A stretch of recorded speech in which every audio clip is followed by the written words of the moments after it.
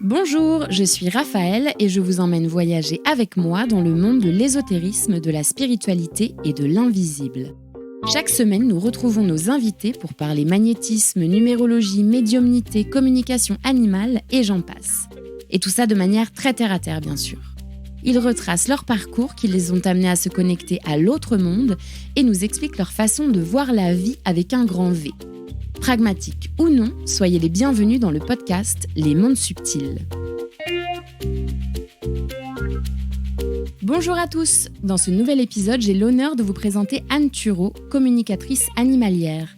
Anne vivait sa vie de manière ordinaire lorsqu'un accident de vie est venu tout chambouler et également réveiller ses facultés de communication animale. Elle nous raconte son parcours, ses épreuves, comment les animaux sont venus la chercher pour qu'elle accomplisse sa mission et le fonctionnement de sa méthode, la communication animale par résonance quantique. Bonjour Anne. Bonjour Raphaël. Comment vas-tu ? Je vais très bien, très bien, et je te remercie beaucoup de me donner l'opportunité et la possibilité de partager plein de choses avec toi ce matin. Merci. Écoute, c'est un grand plaisir de t'avoir. Est-ce que tu peux commencer par te présenter, s'il te plaît ? Oui, avec plaisir. Donc, mon nom c'est Anne Thureau. Je suis... alors, j'ai toujours un peu de mal à dire « je suis » parce qu'en fait, il faut rentrer dans des cases. Alors, on va essayer de rentrer dans des cases. Écoute, je suis praticien en communication animale. Je suis praticien en thérapie alternative de santé, plus particulièrement en soins énergétiques, pour les humains et les animaux. Et je suis depuis l'année dernière formateur. Et est-ce que tu peux nous parler de ta relation avec les animaux ? Moi, j'adore en fait savoir, parce que on sait maintenant que quand on est petit, nos canaux sont très ouverts à cet âge-là et ça se referme un petit peu après. Est-ce que toi, petite, dans ton enfance, t'étais déjà connectée au monde animal, ou est-ce que tu te posais des questions sur la vie, sur l'univers, sur tout ce qui nous entoure en fait, ou est-ce que c'est arrivé plus tard ? Alors paradoxalement, non, j'étais pas forcément connectée au monde animal. Moi, j'ai une enfance qu'on va qualifier d'ordinaire. J'ai rien de particulier. Mes parents nous ont donné une éducation très respectueuse de toute forme de vie, d'amour et toute forme de vie. Mais j'ai quand même, avec le recul, je me dis que quand même, quand j'étais enfant, j'ai pas fait forcément ce que font tous les enfants. J'avais, je crois, avec les mots d'aujourd'hui, je dis que j'étais déjà connectée à quelque chose. De toute façon, ça c'était évident. Alors j'avais des visions. Aujourd'hui, je le traduis comme ça, si tu veux, tu vois. Et les premières visions que j'ai eues, je crois que je les ai eues, je devais avoir 6-7 ans. Et pour moi, j'avais des peurs terribles. Et aujourd'hui, avec le recul, je me dis, ouais, mais ça, c'était déjà des visions. Aujourd'hui, je suis en mesure de faire la différence entre une peur, une imagination ou une réelle connexion. Tu vois, parce que il faut apprendre à se connaître pour savoir est-ce que c'est une création de notre mental ou est-ce que c'est une vraie connexion. Ensuite, je faisais quand même des choses. Je faisais des sortes de prières, des sortes de mantras tous les soirs. Et je sais que j'avais autour de mon lit accroché des tas de petites choses, des petites médailles de la Sainte Vierge. Alors que mes parents ne m'ont pas éduquée dans une éducation religieuse, tu vois, vraiment. Ça, c'est quelque chose qui est venu à moi. C'est pas, on me l'a pas mis là-dedans. Tu vois, j'ai pas été influencée. Et je crois qu'au contraire, c'est une très grande chance. C'est que jamais je n'ai été influencée. Ces choses-là, c'est pour moi une gratitude infinie parce que c'est venu se présenter à moi tout seul, en fait. J'ai juste suivi. Pour moi, c'était quelque chose de naturel. Donc, j'avais des tas d'icônes comme ça. Je faisais des genres, aujourd'hui, on pourrait appeler ça des prières le soir. Encore une fois, sans avoir aucune autre notion que celle guidée par mon cœur, guidée par quelque chose en moi, en fait. Après, j'ai commencé à avoir des interrogations, à me sentir dans un monde un petit peu parallèle. J'étais très bien, j'ai eu une enfance heureuse, en harmonie, c'était équilibré, on était heureux. mais j'avais vraiment l'impression d'être aussi un peu décalée, d'être toujours en décalage. J'ai vraiment continué de développer cette sensibilité et ce monde un petit peu parallèle, tout en restant sur mon côté cartésien, tu vois. Ça veut dire que j'ai jamais cherché à le développer parce que pour moi, vraiment, je l'ai fait de manière tout à fait naturelle. Mais bon, j'ai eu une adolescence comme ordinaire, je me suis mariée, j'ai eu mes enfants.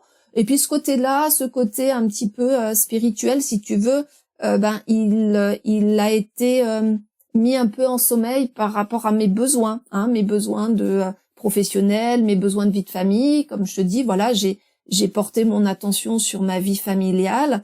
Qu'est-ce que j'ai fait comme métier dans la vie ordinaire? Je me suis formée dans tout ce qui est paramédical. Donc j'ai travaillé en clinique. Ça a été mon premier poste a été que j'ai travaillé en clinique en chirurgie cardiaque. Donc je suis pas médecin, je suis juste j'ai fait des études d'auxiliaire puéricultrice et après j'ai eu la chance d'intégrer une équipe de chirurgie cardiaque dans une clinique en Suisse où on faisait beaucoup d'humanitaire.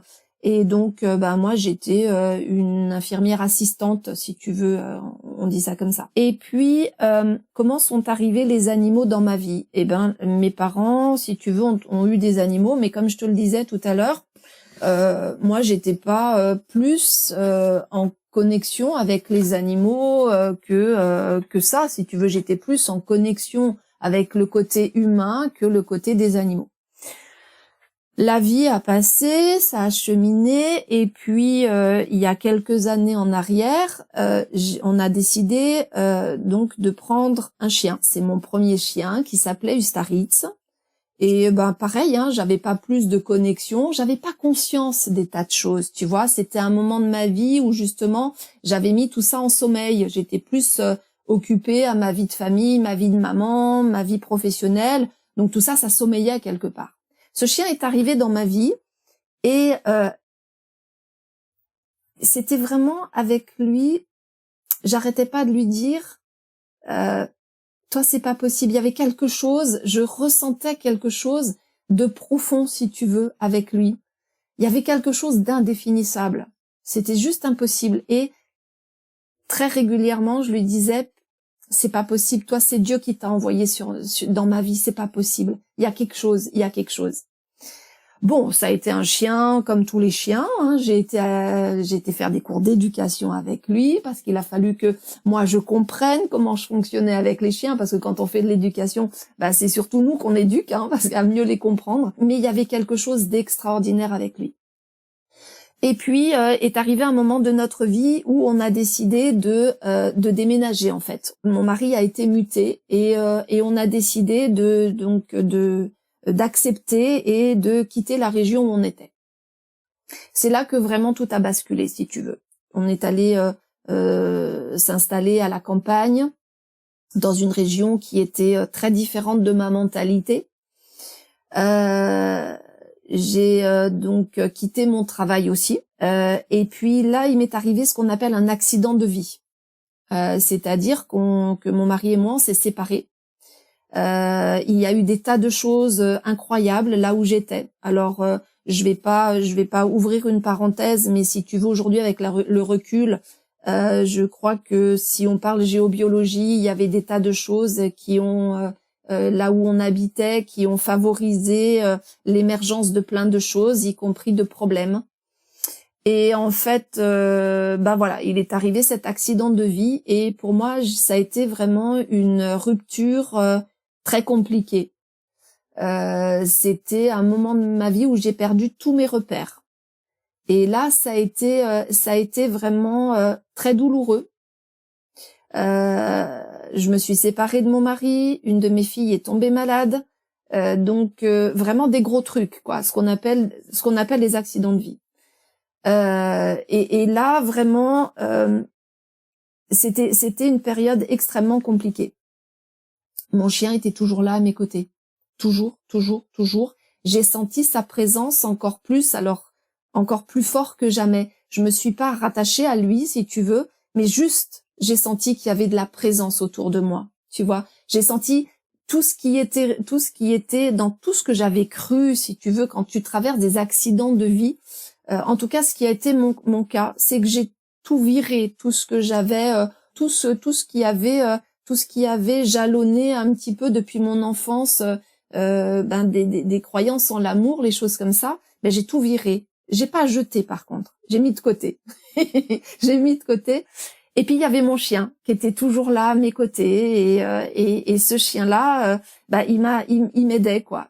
Si je pleurais, ça m'arrivait de pleurer vraiment de manière très importante et quand c'est comme ça, je me mettais dans ma chambre, je fermais la porte de ma chambre. Ah, je peux te dire qu'il trouvait les moyens de l'ouvrir la porte. C'était un bosseron, il savait très bien ouvrir la porte et il venait pas me consoler.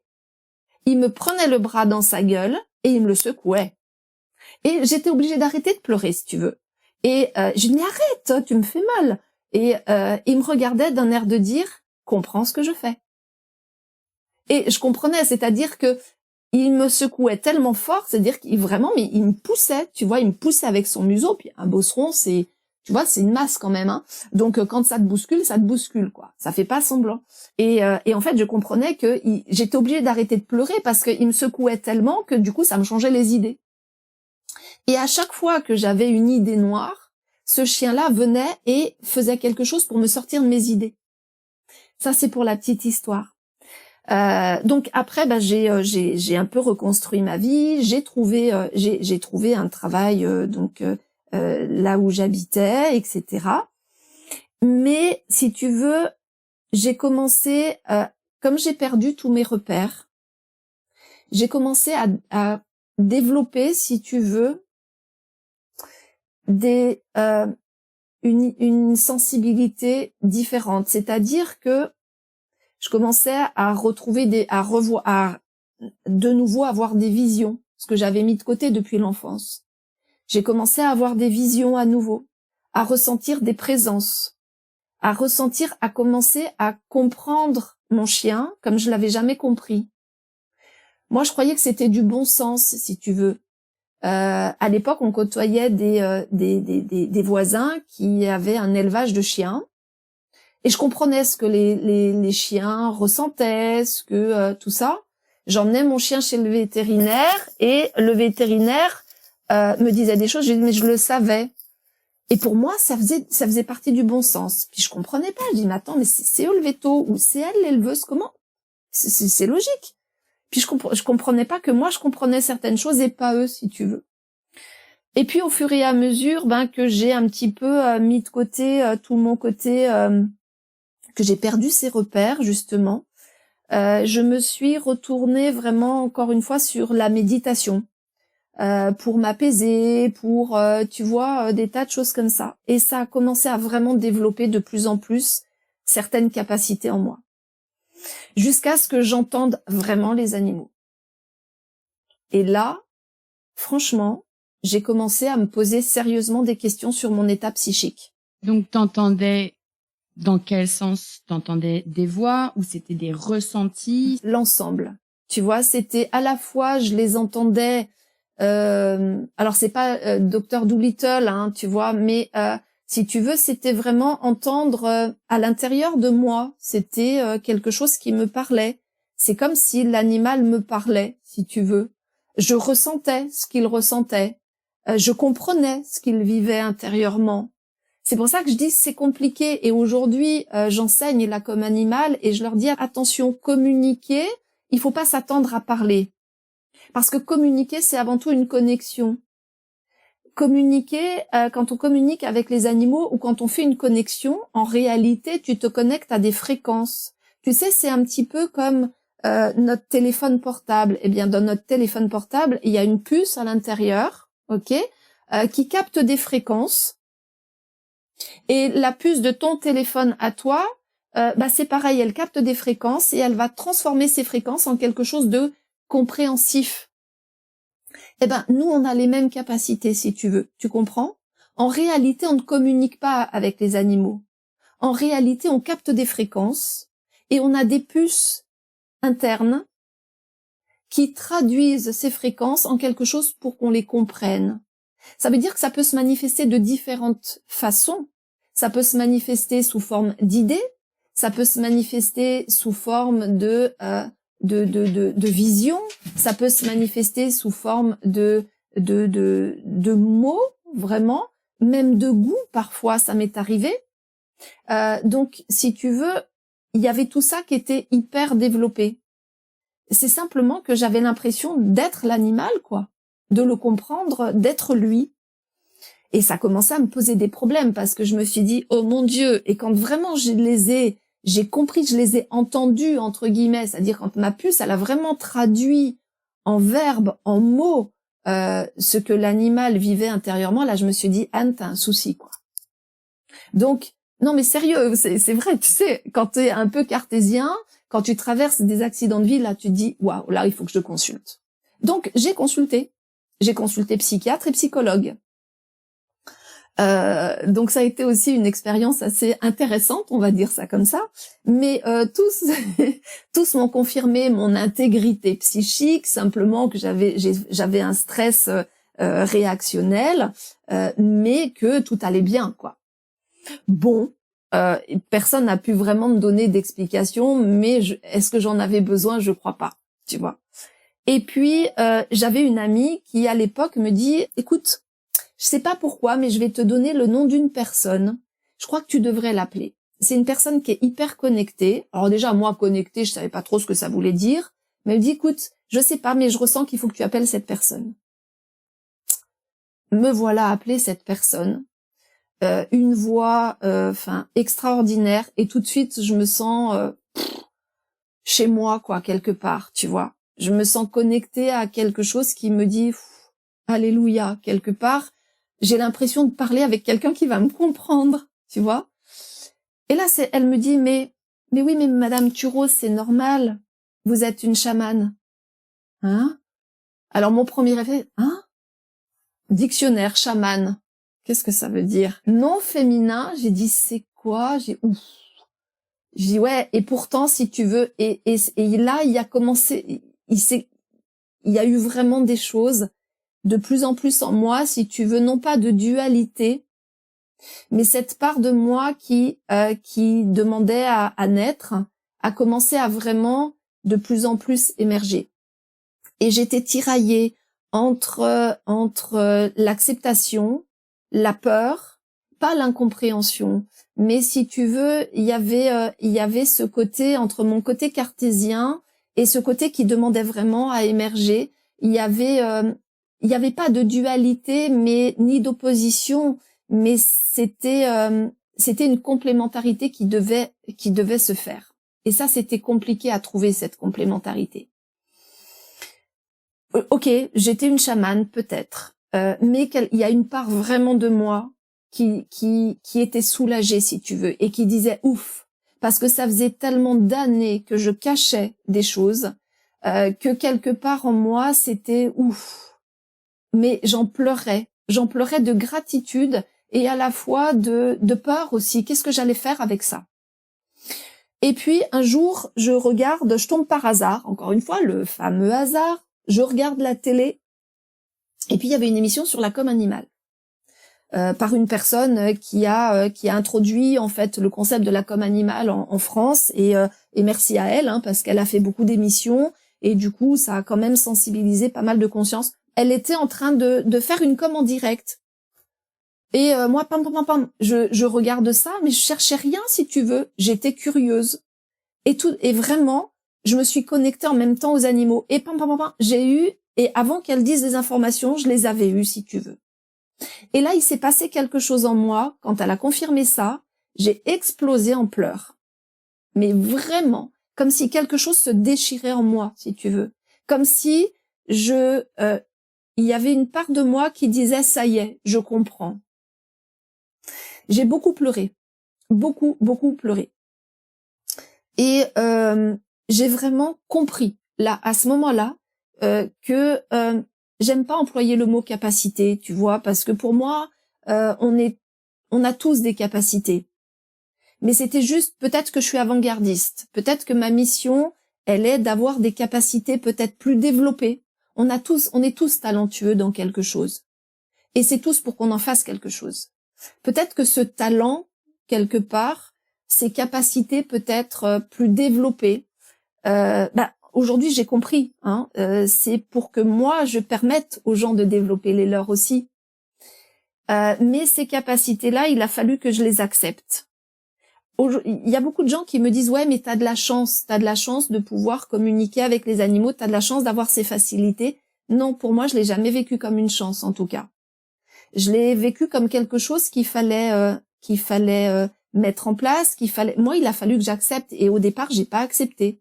Parce que quand j'en ai pris conscience, je me suis dit, ça y est, je vais me marginaliser, qu'est-ce que je vais faire avec ça? C'était puissant en moi, quoi. Tu vois, c'était une force puissante. Je savais que c'était nécessaire que je l'utilise maintenant. Maintenant que je les avais, je dirais, laissés émerger, c'était comme un accouchement, tu sais. Quand il faut pousser, quoi. C'est quelque chose de naturel. Tu peux pas te retenir de pousser dans un accouchement. Là, c'est un peu la même chose, quoi. Tu vois, je savais qu'il fallait que je continue là-dedans, mais j'ai dit, il y avait ce côté cartésien en moi qui avait accepté complètement ça, mais il y avait la peur, qu'est-ce que je fais? Je vais me marginaliser, mais on va me brûler sur la place publique. Donc, les premiers temps, j'en parlais pas.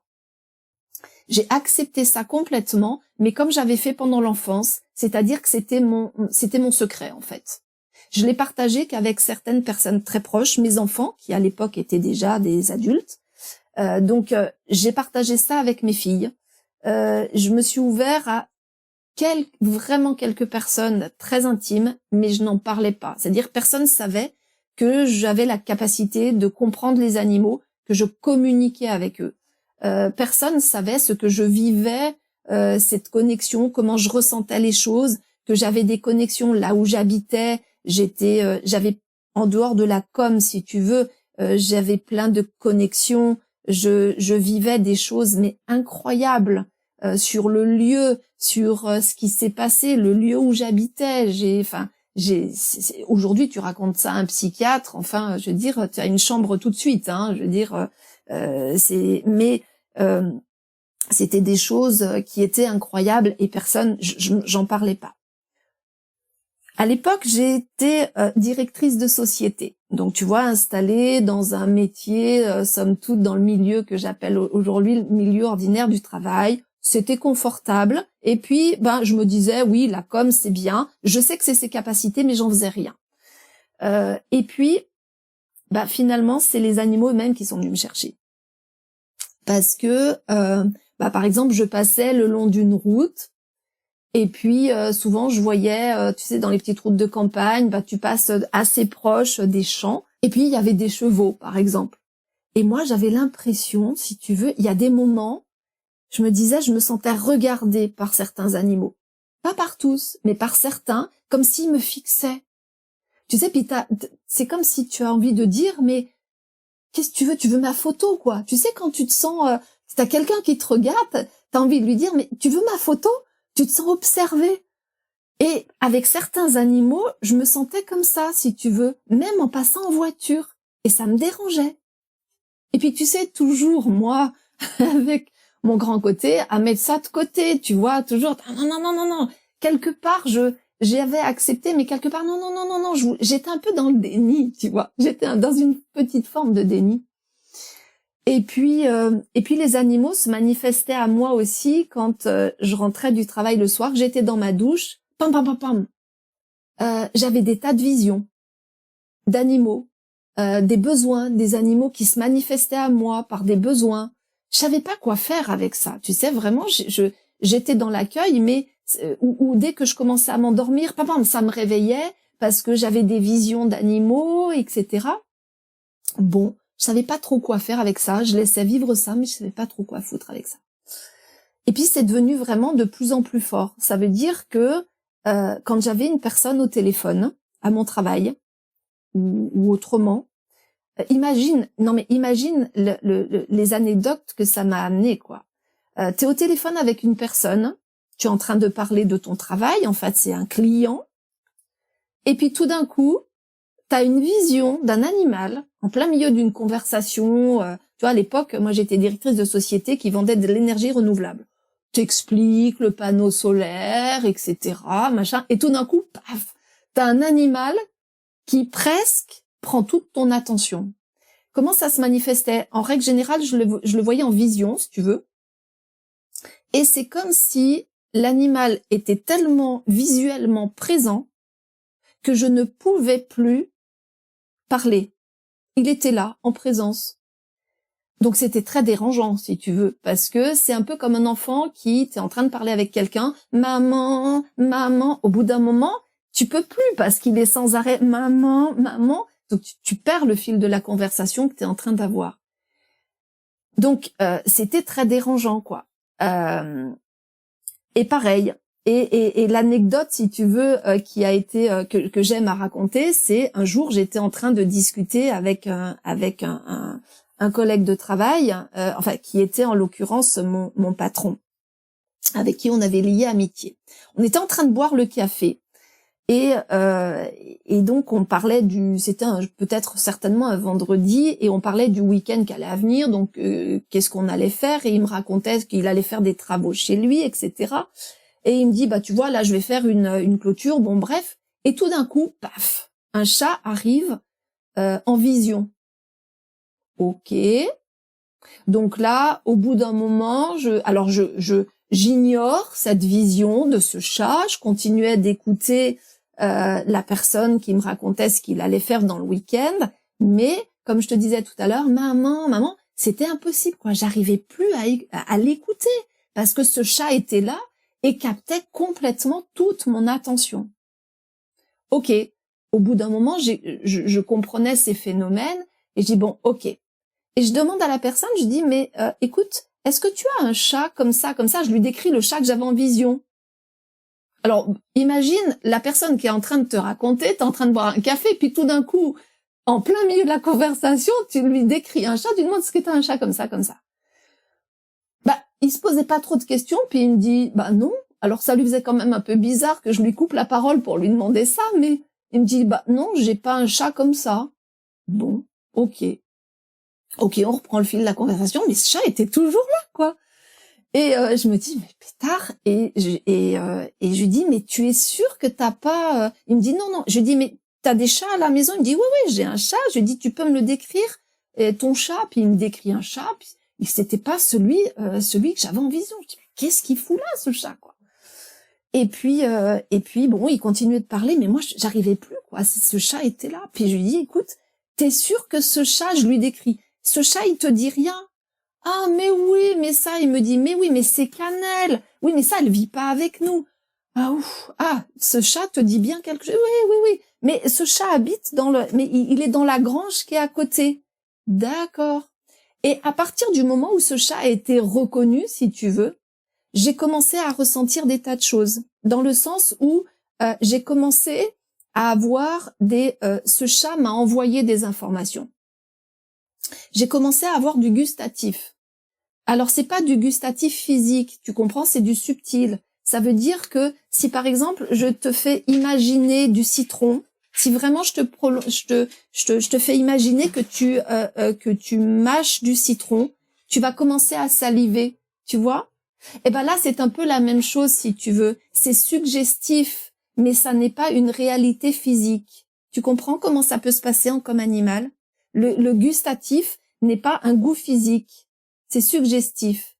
Donc, ce chat-là me fait comprendre comme si j'avais un genre de goût dans la bouche, comme si j'étais en train de manger du bouillon cube.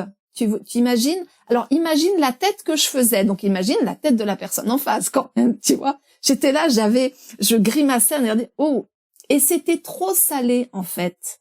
C'était trop salé. L'image qui venait, c'était que j'étais en train de manger du bouillon cube, que c'était hyper salé, que ça me créait des brûlures d'estomac. Tout ça sur des sensations subtiles. Donc j'avais une sensation subtile gustative, j'avais une sensation subtile de brûlure d'estomac, que c'était trop salé, que j'avais des brûlures d'estomac. Et en même temps, en visuel, j'ai eu l'image de croquettes. Tu vois comment ça peut se passer? Donc, ce sont des pièces de puzzle. Comme c'est ça, en fait. Il faut pas s'attendre à avoir du tout ficelé. Il faut que nous, on peut avoir plusieurs informations qui sont des fréquences vibratoires, si tu veux, que l'on va traduire de différentes manières. Et en rassemblant ces pièces de puzzle, ça donne une image correcte. Tu comprends? Donc là, j'ai eu plusieurs informations gustatives, brûlure d'estomac et une image de croquette. Très vite, mon cerveau a rassemblé ces pièces de puzzle et je dis à la personne qui était en face de moi, je lui dis, écoute, tu sais, je crois que ce chat-là a un problème avec ses croquettes. Et là, non mais oui, c'est risible, tu vois, ça se passait comme ça. Et là, il me dit, ah, mais je comprends. Il me dit, je comprends mieux. Ah, je dis, et qu'est-ce que tu comprends? Il me dit, bah en fait, ce chat-là, il habitait à la maison, mais il nous pourrissait la maison avec ses diarrhées. Donc on l'a foutu dans le hangar. Et voilà. Et voilà. Et je dis, ben voilà. En fait, si tu veux, ce chat a un problème avec ses croquettes. C'est ses croquettes qui le rendent malade. Ça a commencé comme ça, tu vois. Ça a commencé comme ça, en fait. C'est que, alors, tu vois les anecdotes. Donc là, mais c'était tout le temps comme ça, quoi. J'avais une personne qui venait dans mon bureau, j'avais une personne au téléphone, je croisais un animal dans la rue. Si l'animal avait un besoin, je ne pouvais pas faire autrement que d'être canalisé avec lui et d'essayer de faire passer ce message. C'était pas très pratique, si tu veux. Du coup, ça veut aussi dire que les animaux, ils te captent, c'est-à-dire qu'ils te voient dans la rue et qu'ils disent « Ah, c'est bon, elle peut faire passer le message ». Absolument. Tu sais, quand j'anime un stage ou une formation de comme animal, je leur dis, vous savez, vous serez plus le même après. Vous allez ouvrir des canaux, mais les animaux, ils savent, ils vont savoir. Donc, quand ils vont avoir besoin d'aide ou besoin de faire passer un message, ils savent que vous serez en mesure de le faire. Ils vont venir vous interpeller. C'est eux qui vont venir vous chercher, quelque part. Et il y a une personne qui m'a rapporté une fois, elle me dit « Oh, mais c'est incroyable parce que c'est exactement ce qui s'est passé après un stage une fois. » La personne, elle est allée voir un spectacle de chevaux. Il y a un cheval, elle était dans le public. Et à un moment donné, il y a un cheval qui s'est arrêté dans le spectacle et qui l'a regardé droit dans les yeux. Elle dit, j'étais gênée. J'ai dit, ouais. Un animal, quand il va avoir besoin d'aide, si tu veux, il va avoir une manière comme je te dis tout à l'heure, qu'est-ce que tu veux? Tu veux ma photo, quoi. Tu vois? Donc, c'est ça, tu vas te sentir, il va sentir quelque part, est-ce que c'est l'animal qui t'appelle ou est-ce que c'est une question de connexion, si tu veux, les deux, quelque part, tu vois? Tu as ouvert des canaux, les animaux, tu vas être en mesure de capter des fréquences. Tu comprends ça? C'est un peu comme si tu déplaçais ton curseur. Quand tu décides de porter ton attention sur la com animale, de développer ces capacités-là, c'est comme si après tu décidais d'ouvrir ta parabole sur une onde radio. Tu comprends? Et de capter, comme on capterait une onde radio, je sais pas si tu veux capter autoroute info, tu sais que tu vas te mettre sur 107.7 quoi. Donc après moi c'est ce que j'apprends aux gens, c'est à savoir déplacer le curseur pour bien connecter les animaux. Mais en réalité, on est connecté. C'est juste que c'est quelque chose qui n'est pas fermé, c'est juste quelque chose sur lequel on doit se réactiver puisque nos fonctions physiques ont pris le dessus, nos émotions, notre mental, qui sont des fréquences de densité. Ça me fait faire un peu le parallèle, tu sais, avec quand tu dis on est toujours connecté. Tu sais, quand tu penses à quelqu'un qui habite en Australie, et bam, la personne t'appelle. Mais absolument. Tu sais, en réalité, il n'y a pas d'espace et pas de temps. L'espace et le temps, c'est une unité de mesure humaine. Donc, on a été vraiment conditionné par tout cet aspect cartésien et je voudrais donc repréciser que je suis rationnelle et cartésienne. Et aujourd'hui, c'est normal, on a besoin de ça.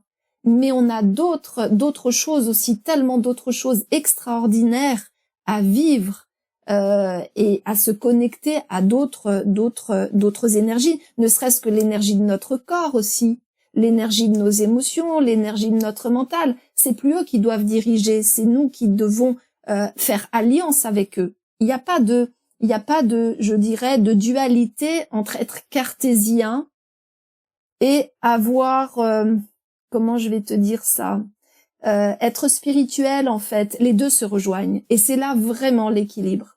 Tu comprends? Et pour moi, en tout cas, tel que je l'enseigne et je le pratique, c'est les pieds sur terre et la tête dans les étoiles. Et c'est pour moi la grande complémentarité de l'être humain, en fait. C'est ça.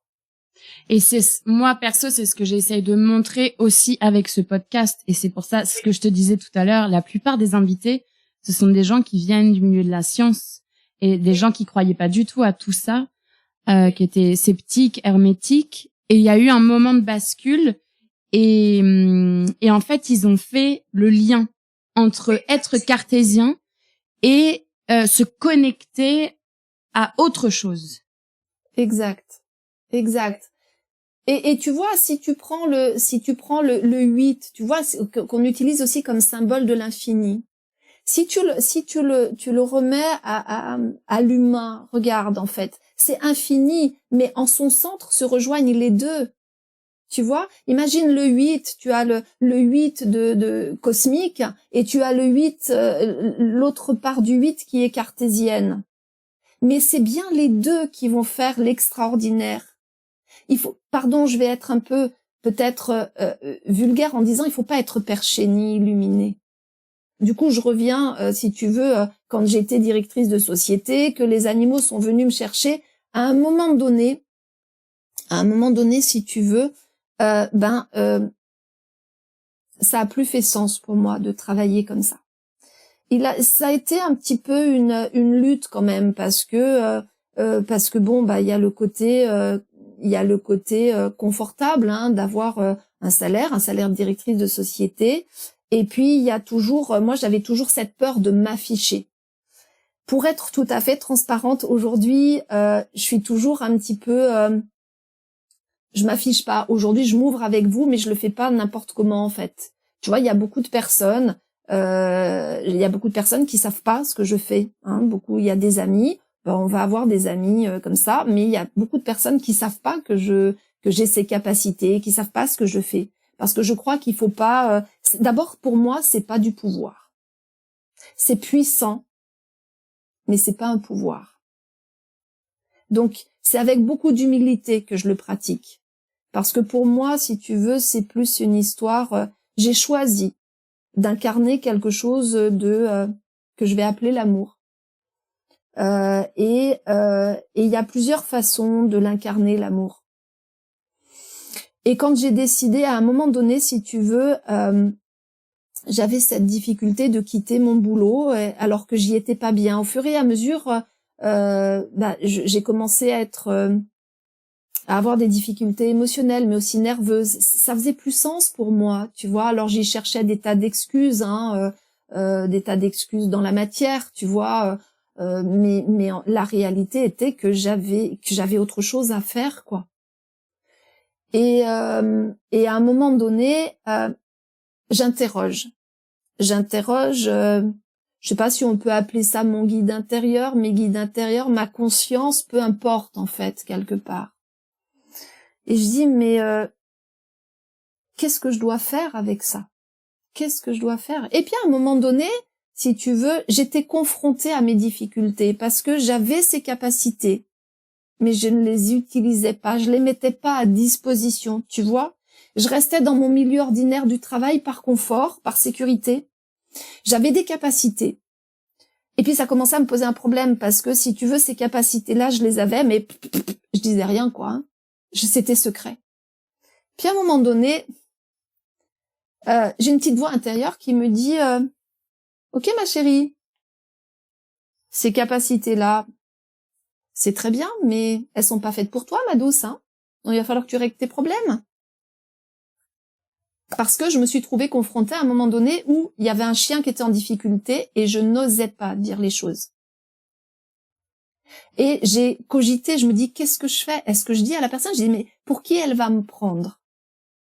Tu vois, j'avais une difficulté, j'avais des informations pour aider ce chien, et je n'osais pas les dire. J'ai dit, mais comment est-ce que je vais lui dire que je fais de la com, quoi? Comment je vais dire ça? Donc, en méditation, j'interroge, et la réponse a été celle-ci. Ma chérie, règle ton problème, hein.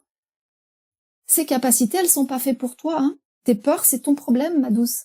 Il va falloir que tu trouves une solution. Et aie confiance, tu n'es pas toute seule. Bon, j'ai suivi, j'ai fait confiance. C'est-à-dire qu'à la personne, il a fallu que je trouve les mots quand même. Il faut pas non plus se mettre en difficulté. Donc j'ai trouvé les mots pour parler à la personne.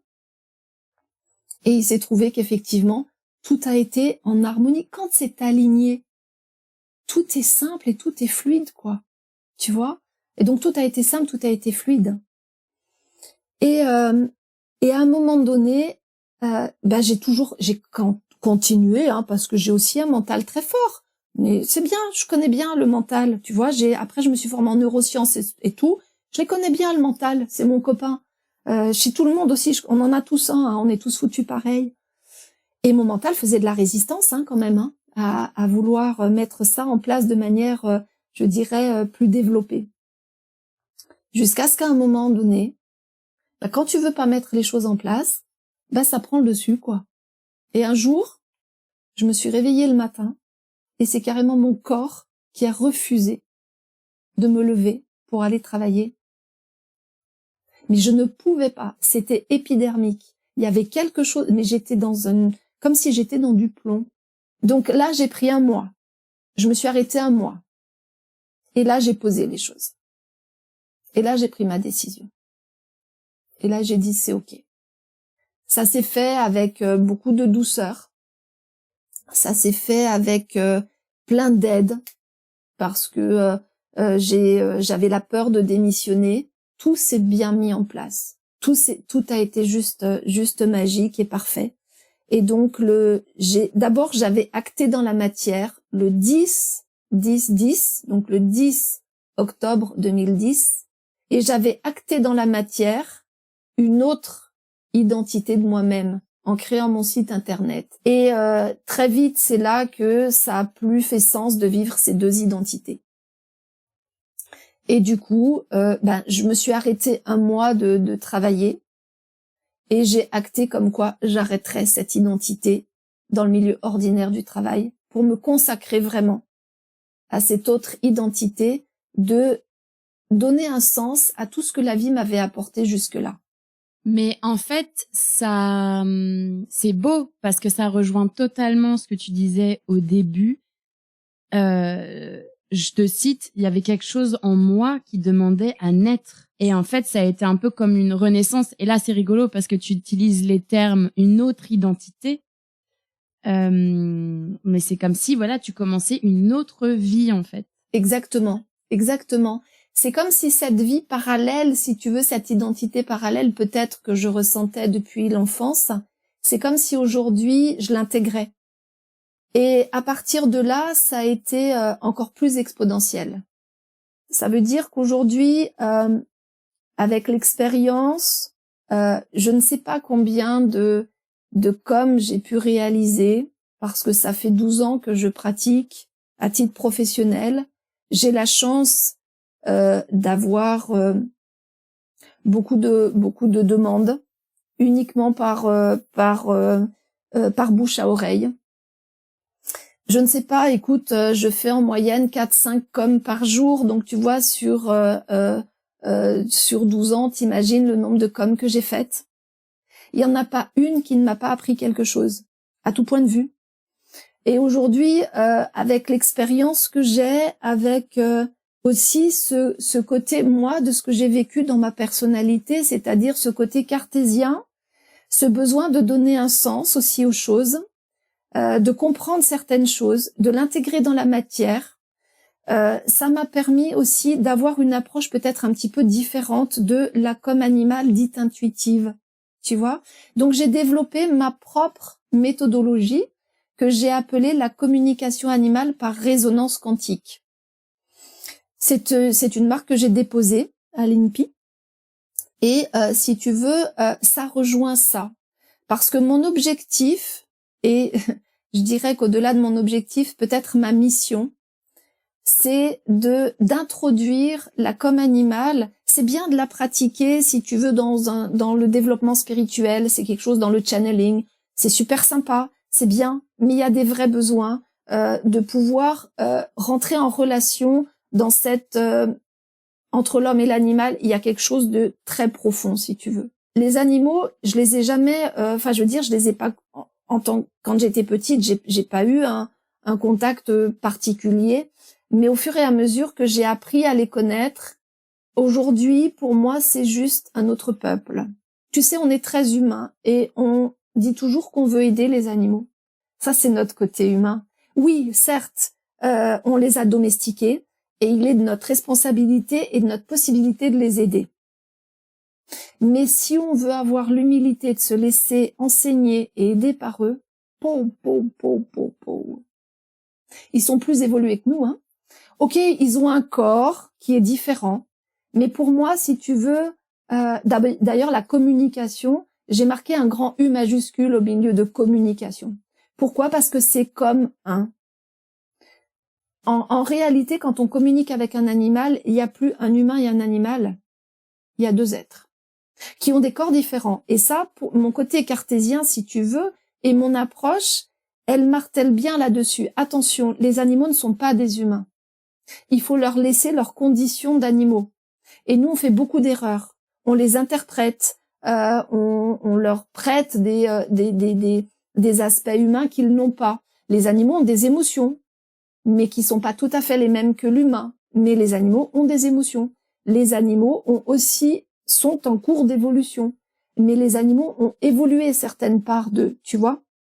Donc, j'ai développé une approche, une méthode dans le but de sensibiliser le plus de personnes possible à cette relation, à cette connexion qu'on a avec les animaux et qui n'est pas que spirituelle. Pour moi, si tu veux, c'est pour ça que je l'ai appelé résonance quantique, parce qu'il y a un échange de fréquences. On partage des choses avec eux. On partage notre vie, mais on partage des émotions. On partage des fréquences. Et c'est pour ça que mon rôle est, je reviens à mon premier chien, Ustaritz, qui lui m'a introduit comme ça aussi. C'est lui qui aujourd'hui, je lui ai toujours dit, c'est Dieu qui t'a amené sur mon chemin, mais c'est grâce à lui que j'ai développé mes capacités de com. C'est grâce à lui, c'est lui qui m'a amené ça. Et si tu veux, j'ai commencé à parler de la com grâce à lui, à la vétérinaire qui le suivait. Et elle ne m'a jamais prise pour une folle. Et si tu veux, avec lui, il m'a amené à faire ça en fait. C'est lui, c'était un peu mon guide dans la com, tu comprends? Et quelque part, je comprenais qu'il fallait ma mission, elle était d'introduire la com dans les milieux où il y en avait besoin aussi, tu vois. C'est ce qui est pas facile, mais mon côté cartésien m'y aide aussi, le côté scientifique m'y aide. Parce que les milieux où il y en a besoin, c'est les milieux où c'est peut-être le milieu de l'élevage, ça peut être les zoos, ça peut être chez les vétérinaires, ça peut être, tu vois, tous ces. Encore une fois, la com spirituelle, c'est sympa, ça s'appelle du développement spirituel. Mais comprendre les animaux, c'est aussi un outil de bien-être pour eux, mais c'est aussi un outil de bien-être pour nous. Avec toutes ces connaissances-là de neurosciences, de sciences quantiques, de sciences humaines, ça m'a permis d'élaborer une méthodologie qui va faire qu'on est sûr d'avoir une information pour une information et non pas une création mentale. J'ai tellement vu d'erreurs, si tu veux, dommageables pour les animaux, parce qu'on a interprété. Le problème de la communication animale, c'est pas la connexion, c'est l'interprétation des informations. Donc c'est pour ça que j'ai créé cette méthodologie. À qui elle s'adresse? C'est vrai qu'elle s'adresse aux personnes qui ont envie d'utiliser la com animale comme un outil pour aider. On devient des traducteurs. Il y a deux façons, si tu veux. communiquer avec les animaux, il y a le développement spirituel. Je communique avec l'esprit animal. Tu vois, ça c'est différent. La communication animale, il y a deux façons de la pratiquer. La pratiquer en tant que channeling. Ça va s'adresser quand tu veux t'adresser à l'esprit animal, à l'animal totem, à l'esprit de l'animal. Mais la communication animale par résonance quantique, c'est un outil pour quand tu veux connecter aux dimensions physiques de l'animal. C'est-à-dire, s'il y a la dimension physique, la dimension émotionnelle, la dimension comportementale. Tu comprends? Donc ça veut dire que, si tu veux, ça s'adresse aux personnes qui ont envie de pratiquer la com animale dans un but de traduire ce que vit intérieurement l'animal. Qu'est-ce qui se passe en lui? On est des traducteurs. Et un traducteur, il ne doit pas faire de l'interprétation personnelle. Il doit traduire exactement ce qu'il doit traduire. Et il n'a pas à y mettre son grain de sel, entre guillemets, tu vois. Et pour ça, il y a une vraie méthodologie à avoir. Parce que l'esprit de l'animal, quoi qu'on en dise, quand tu connais un petit peu les lois métaphysiques, c'est des questions de fréquence. L'esprit de l'animal ne va pas pouvoir résoudre un trouble du comportement, identifier la racine d'une problématique. C'est pas si simple que ça. Donc il faut vraiment y aller avec de la méthodologie. En faisant une communication animale, tu vas changer des informations. Ça va apporter un changement chez l'animal, un changement de comportement, un changement, parce que il y a des personnes qui me disent ouais mais il faut que vous disiez à mon animal de plus monter sur le canapé. Non, attendez, ça se passe pas comme ça quoi. La com c'est pas fait pour régler un problème comportemental. Par contre, ça peut aider un comportementaliste à mieux comprendre l'origine. Tu comprends? Je martèle les consciences aussi là-dessus, et j'ai cette chance, si tu veux, mais je l'ai volontairement choisi, et ça c'est grâce à mon premier chien, c'est-à-dire que je ne me mets pas à dos les vétérinaires, je ne me mets pas à dos les professionnels du milieu animal, je veux qu'on fasse alliance. Nous, on est des traducteurs, mais une séance de com ne remplacera pas une visite chez le véto, ne remplacera pas une séance de comportementalisme. En revanche, on peut avoir des informations incroyablement précises. Il y a une fois un véto qui a dit, il y a une de mes amies qui est allée chez le véto avec les infos. Bon, elle s'est pas démontée, hein. Elle a dit, j'ai appelé mon amie qui fait de la com animale. Elle m'a dit ça et ça et ça. Et elle a vu ça. Alors imagine le véto. Et elle a vu ça comment? Avec des photos en plus. Et ouais, le scanner a montré exactement ce que j'avais dit, quoi. Ok. Mon objectif, il est pas de démontrer ma puissance. Il est pas de démontrer que j'ai des capacités, tu vois. Vraiment. Et mon leitmotiv, c'est de vraiment faire alliance avec ces instances-là, si je peux dire comme ça. Parce qu'on a un vrai travail. Et aujourd'hui, je veux développer la communication animale comme un outil que tout le monde peut pratiquer, que tout le monde peut utiliser, et je dirais même doit utiliser, parce que tu as ton animal à la maison, tu sais pas pourquoi il a ce comportement. Tu vois, quand tu comprends que ton animal, il te capte en dehors de ce que l'on peut penser, ça veut dire que comment les animaux nous perçoivent en dehors de leur sens physique? Ils perçoivent toute notre énergie, ils perçoivent toutes nos émotions, ils perçoivent toutes nos pensées. Mais ils n'ont pas la capacité intellectuelle d'interpréter ce qu'ils perçoivent. Ils y réagissent. Ça veut dire qu'un animal, tu ne peux pas lui mentir. Il perçoit ton intention. T'as pas besoin d'envoyer un SMS ou un email à un animal pour lui dire qu'il y a une femelle en chaleur à 4 km, pour dire qu'il va y avoir un tremblement de terre. Ils ont des capteurs très développés pour ça. Ok? Nos émotions, elles produisent des hormones.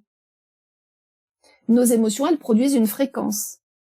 Les animaux perçoivent ça de manière bien plus développée que nous. Il y a un phénomène qui fait que quand on parle, en fait, quand on émet des pensées, les animaux les perçoivent. Donc si imagine, quand on a la pensée, tu peux pas mentir à un animal, hein. Il y a des gens qui disent, je vais pas lui dire que je vais l'emmener chez le vétérinaire parce que sinon il va pas venir. Oui, bah, j'ai dit, vous pouvez continuer de faire ça. J'ai dit, un animal, vous pouvez rien lui cacher. On peut pas lui cacher nos émotions, on peut pas lui cacher notre intention. Il les perçoit sous forme d'images. Et parfois, ce qu'on a, tu sais, on a des pensées, on en a plus de 60 000 dans une journée, une pensée. Donc, imagine le charabia qu'on envoie à nos animaux, quoi. Donc, quand on veut parler à un animal, il y a aussi le langage de l'énergie.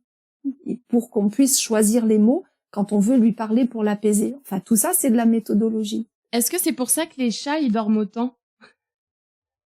On les fatigue. Alors non, les chats ne dorment pas autant parce qu'on les fatigue, hein, ça fait partie aussi de différentes choses. Les chiens dorment beaucoup aussi, tu sais. Mais effectivement, en tout cas, je parle là pour les animaux dits domestiques, hein, parce que je pratique la com animale sur tout type d'animaux.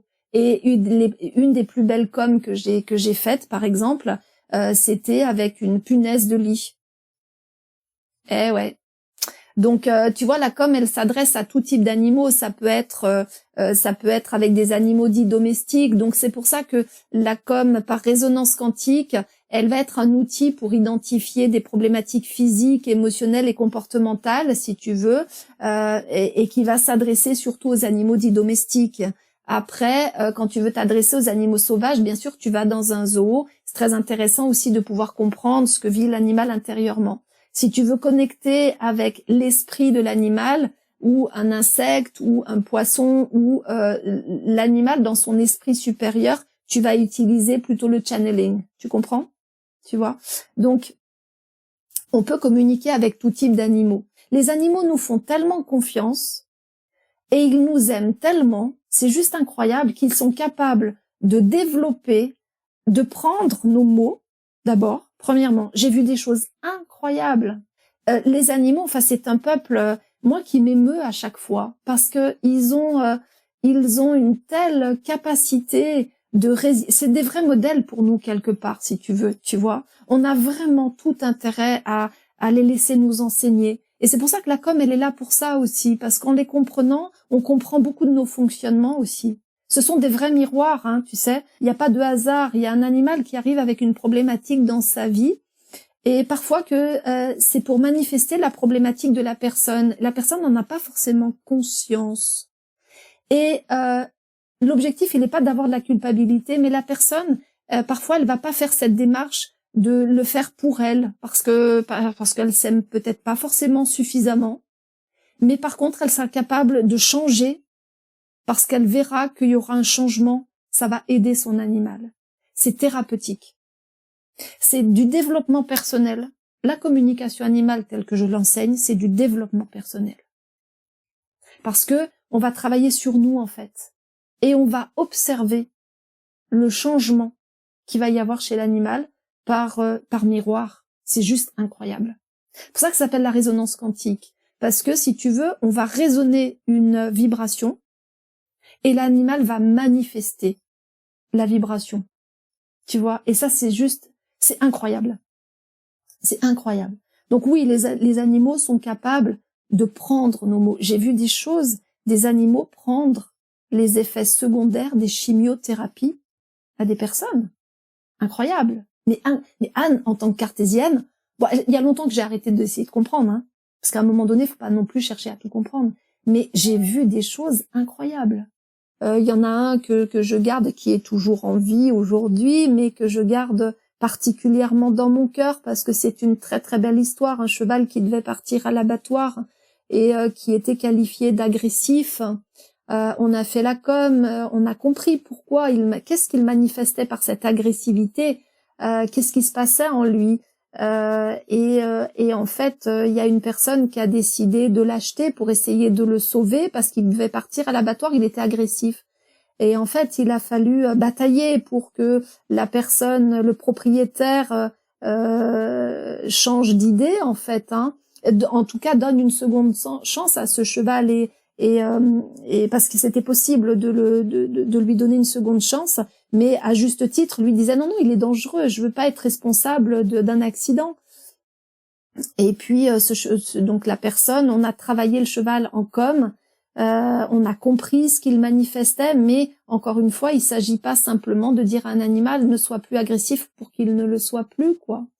Donc on a travaillé le fond, et puis un jour le propriétaire a cédé et il a dit OK, je te vends. Donc il a dit à la personne qui a fait la com en disant OK, je te vends ce cheval, mais je te préviens, tu viens le chercher, mais ce jour-là, il y a le camion de l'abattoir et il y a ton camion. Si le cheval il sort de son box et qu'il monte sans problème dans ton camion, c'est OK. Il fait un seul écart, c'est l'autre camion. Le cheval, on l'a travaillé en com. Il n'a pas bronché. Il est allé tout seul dans le bon camion. Aujourd'hui, c'est un cheval qui fait du développement personnel, qui est thérapeute. Plus jamais il a été agressif. Une autre fois, j'ai travaillé avec une personne. Ça m'a beaucoup marqué aussi. C'est la confiance que nous font les animaux. La personne, elle m'appelle, pareil, à midi, pendant sa pause déjeuner, elle m'appelle et elle me dit, on a un problème, on a récupéré un cheval. Mon fils était en stage, en fait, en études en Allemagne, dans une écurie, et là-bas, ils avaient mis de côté un cheval qui est très agressif. Personne peut le monter, personne peut rentrer dans son box. Enfin bon, il est mis de côté. Et mon fils s'est pris d'affection pour lui, mais on sait pas trop, donc on a décidé de l'acheter. Mais ben voilà, il est très agressif, quoi. Est-ce que vous pouvez l'aider? Ok, donc moi je rentre en connexion avec ce cheval, et là ce cheval m'a vomi, si je peux dire comme ça, tout son sentiment d'injustice qu'il avait eu.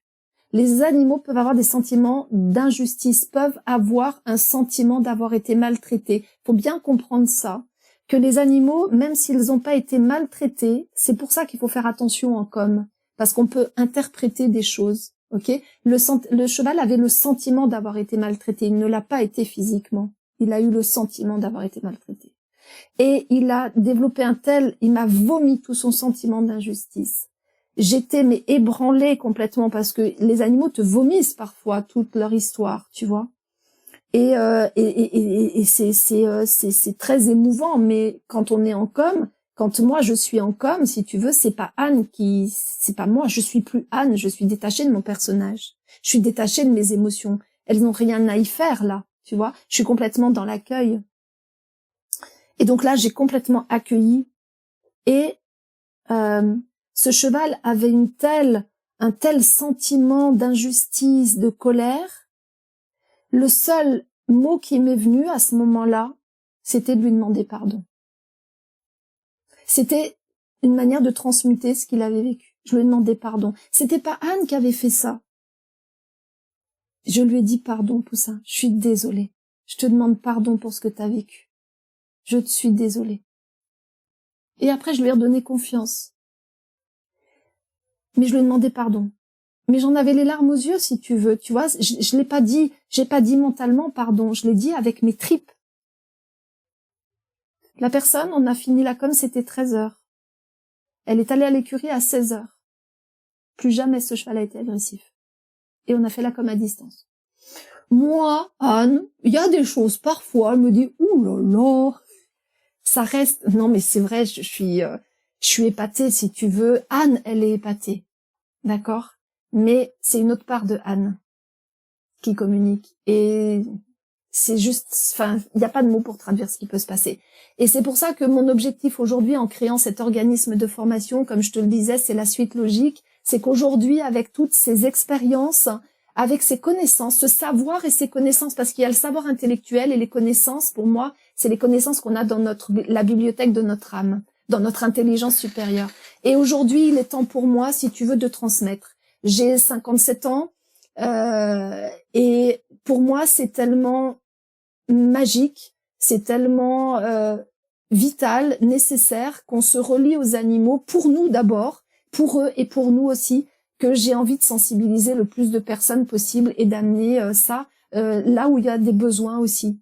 Donc c'est pour moi la suite logique aujourd'hui d'avoir créé cet organisme de formation, y compris dans une démarche très cartésienne, pour pouvoir permettre aux vétos, aux assistantes vétos, si tu veux, de se former parce que là, c'est vraiment, et là, pour moi, à mon sens, on est vraiment dans le sens de l'évolution de l'être avec un grand E majuscule, parce qu'il y a l'être humain, il y a l'être animal, et la communication, c'est la réunion de ces deux êtres, en fait. C'est ça que c'est juste magique, parce qu'avec eux, on se retrouve et eux se retrouvent. C'est la reconnaissance. C'est une reconnaissance. Reconnaissance, c'est renaître ensemble. Reconnaître, renaître ensemble. Et la communication animale, c'est une reconnaissance. C'est beau. Merci beaucoup, Anne. Je pourrais t'écouter pendant des heures. J'adore. J'ai toujours aimé tes anecdotes, tes histoires de comme animal et toutes les expériences que tu as eues et ton histoire aussi qui est géniale. Donc merci. Je sais que tu es très très prise. Donc merci d'avoir pris le temps pour l'interview. Merci à toi, Raphaël. Et puis j'espère avoir su vous transmettre plein de choses. Et puis belle continuation. Merci à toi. C'est fini pour aujourd'hui, j'espère que ça vous a plu. Si vous aussi vous souhaitez faire une com avec vos loulous, vos chouchous, vos doudous d'amour ou même vous former à la com animale, vous pouvez vous rendre sur le site d'Anne Tureau, l'animalesoi.com. Le podcast Les Mondes Subtils est disponible sur vos plateformes d'écoute préférées, Apple Podcast, Amazon Music, Spotify, YouTube et Deezer. N'hésitez pas à le partager autour de vous et à mettre des étoiles. Si ce que je fais vous plaît et que vous en voulez plus, vous pouvez faire des dons pour me soutenir. Et j'annonce également que je lance ma newsletter en septembre. Vous pouvez vous inscrire dès maintenant pour ne rien louper lors de sa sortie. Je vous mets tous les liens dans les notes. On se retrouve vendredi prochain pour un nouvel épisode avec la sublime Victoria. Victoria nous racontera son chemin, ses souffrances et ses questionnements qui l'ont amenée à la rencontre de la thérapie par régression en vie antérieure. Et elle nous expliquera également le fonctionnement de cette méthode. Je voudrais remercier plusieurs personnes sans qui ce projet n'aurait pas pu voir le jour. Merci déjà à tous les invités pour leur temps, leur confiance et leur bonne humeur. J'ai vraiment adoré mes moments avec chacun de vous. Un grand merci à ma chou, ma sœur de cœur, Alix de Crécy, qui s'est occupée de la stratégie digitale et qui m'a encouragée à aller au bout de ce projet. Un grand merci aussi au brillantissime directeur artistique Éric de Crécy pour toute la création visuelle que je trouve tout simplement sublime. Merci à Alice Krief des Belles Fréquences qui a réalisé le mixage et réparé mes petites erreurs. Merci à ma sirène, Marie Sala, pour son écoute et son soutien. Et enfin, un grand merci à Baboun et Mamouchka de toujours me suivre dans mes aventures folles. Allez, salut, à la semaine prochaine!